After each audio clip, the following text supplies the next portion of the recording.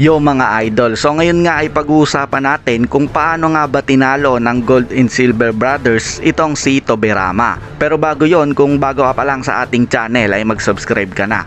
Dahil sobrang laking tulong na nga yan para sa pag-unlad ng ating channel. At i-click mo na din yung notification bell para lagi kang updated sa mga bago nating uploads. So game, marahil napapaisip din kayo kung paano nga ba tinalo ni Kinkaku at Ginkaku itong si Tobirama. So para mas ma-imagine nyo ay alamin nga muna natin ng konti kung gaano ba kalakas itong si Tobirama at yung sinasabing tumalo sa kanya na sina Kinkaku at Ginkaku. Unahin na natin itong dalawang to, ang Gold and Silver Brothers ng Kumogakure. So wala nga tayong masyadong info patungkol sa abilidad ng dalawa na to. Pero during Port Shinobi World War nga ay na-reincarnate sila at nalaman natin na hawak pala nila yung 4 sa treasured tools ng Sage of Six Paths. At nalaman din natin na mayroon silang chakra ng Nine Tails. Anyway, yung 4 na treasured tools nga na hawak nila ay itong Banana Pan, na kung saan nakakapag-generate nga to ng 5 basic elemental chakra natures. At itong gold rope. So once nga na madikitan ng rope na to yung target, magagawa nga ng user nito na paluwain yung kaluluwa ng target. At ang gagamitin naman pang putol or panghiwalay ay itong 7 stars blade. And doon na nga hihigupin ng Crimson Gourd yung kaluluwa ng target at tuluyang masisil sa loob nito. Bali ayun nga yung 4 na treasured tools na hawak nila. So paano naman sila nagkaroon ng chakra ni Kurama? During Port Shinobi World War kasi, trinay nga ng dalawang to hulihin yung Nine Tails na si Kurama. Pero hindi nga sila nagtagumpay. In fact, kinain pa nga sila ni Kurama ng buhay. So para makasurvive sa loob ni Kurama at hindi sila magutom, kinain nga nila yung lamang loob nitong si Kurama. Kaya ayun, para nga silang kumain ng chakra fruit. Anyways, mapunta naman tayo dito kay Tobirama. So sa lakas nga nitong si Tobirama, mapapaisip talaga tayo kung paano nga ba nila ito tinalo. Madaming alam na ninjutsu itong si Tobirama. In fact, siya pa nga ang nag-imbento ng karamihan sa mga to, tulad ng Shadow Clones, Flying Raijin at Edo Tensei.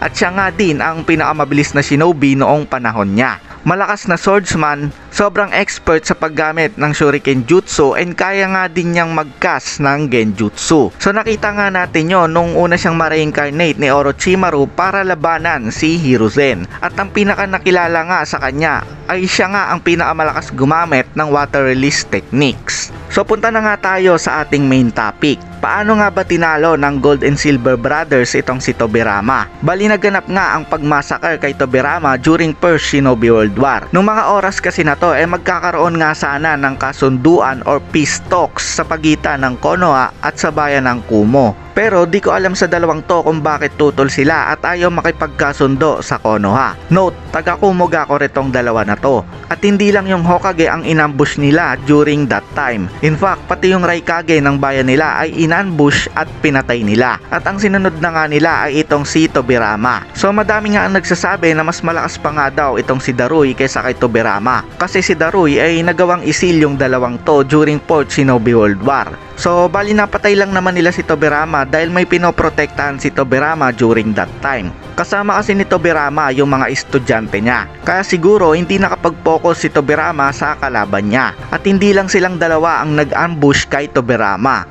Bali based sa aking research, Benteng Class S Ninja ang umatake sa kanya during that time. So Benteng Class S mga idol, meaning may kasama pang 18 Class S Ninja yung Gold and Silver Brothers. So para mas ma-imagine nyo, yung lakas ng Class S Ninja ay equivalent sa isang Akatsuki member. So grabe diba? Kahit siguro pag samasamahin mo yung siyam na members ng Akatsuki laban sa Benteng Class S Ninja na umatake kay Tobirama, ay hindi rin talaga mananalo. Si Tobirama pa kaya na mag-isa lang. Kahit sabihing madaming alam na techniques itong si Tobirama, ay hindi talaga niya kakayanin yung Benteng Class S Ninja na to. Buti sana kung isa siyang Otsutsuki or Jinchuriki siya ng Nine Tails. or marunong at kasing lakas din niya gumamit ng wood style yung kuya niya. Kaso hindi pero hindi ko naman sinasabing mahina itong si Tobirama. Malakas at matalino din siya, na outnumbered lang talaga siya during that time. And totoo pala yung facts na nababasa ko na kailangan mo ng 20 class S ninjas para talunin itong si Tobirama.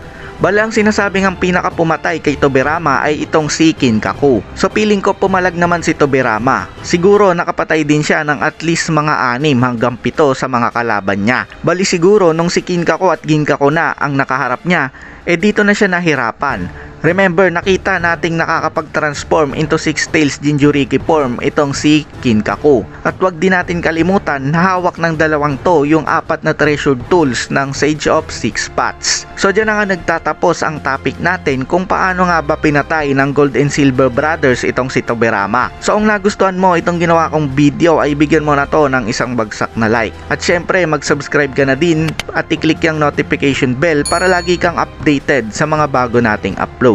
So salamat mga idol.